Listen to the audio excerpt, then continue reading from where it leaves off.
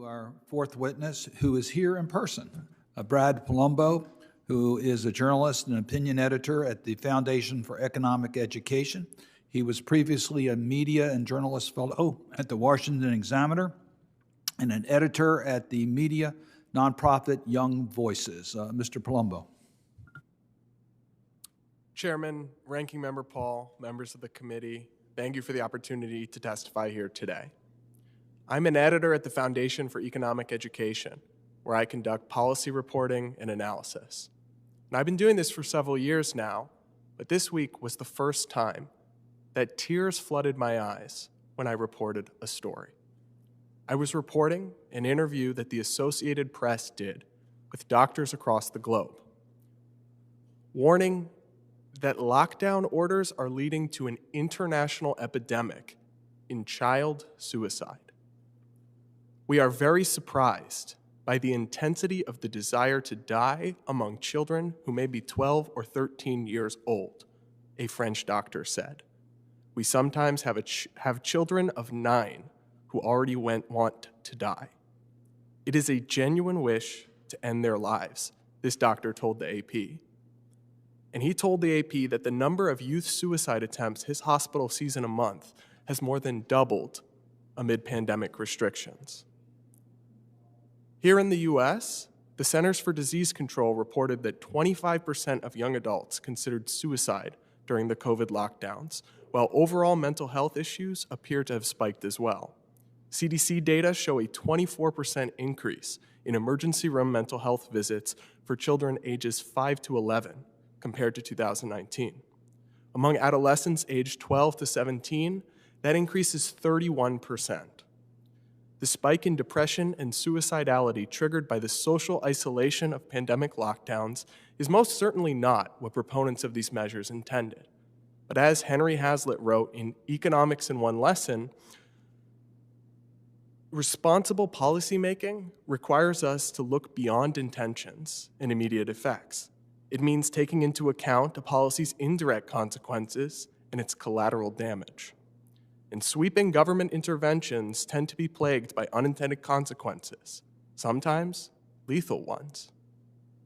There has been perhaps no more dramatic example of this lethality than the unintended consequences of pandemic lockdowns.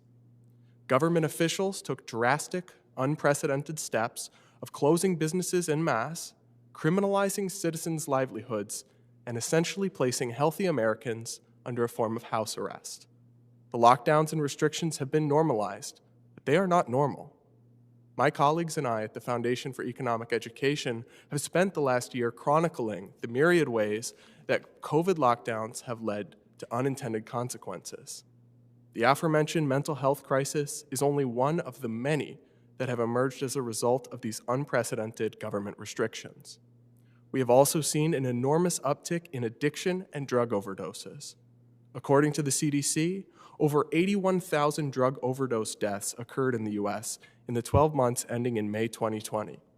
That's the highest number of overdose deaths ever recorded in a 12-month period. Now, the full data will take years to analyze, but state and local level examples of this tragic trend are too numerous to list. Meanwhile, an analysis from the National Commission on COVID-19 and Criminal Justice found that domestic violence spiked 8.1% after lockdowns. The study's authors said that this figure is, if anything, a floor, not a ceiling. It's an underestimate. None of this even touches on the economic devastation wrought by government pandemic lockdowns. According to the business website Yelp, 60% of the 163,735 businesses that use the website, which have closed, will never reopen. Small businesses, in particular, have been hit hardest by COVID pandemic lockdowns. More than 100,000 small businesses permanently shuttered last year, while polling shows that 60% of small business owners worry that their business won't survive until June of 2021. From mental health to drug overdoses to domestic violence, the immeasurable economic and social damage that lockdowns have wrought cannot be made whole by any amount of welfare, by any amount of stimulus checks, or by any amount of business grants. Lockdowns and continued pandemic restrictions are what's crushing the American spirit and the American economy. Neither the Paycheck Protection Program or other fraud-rife and inefficient federal programs can heal this ailment.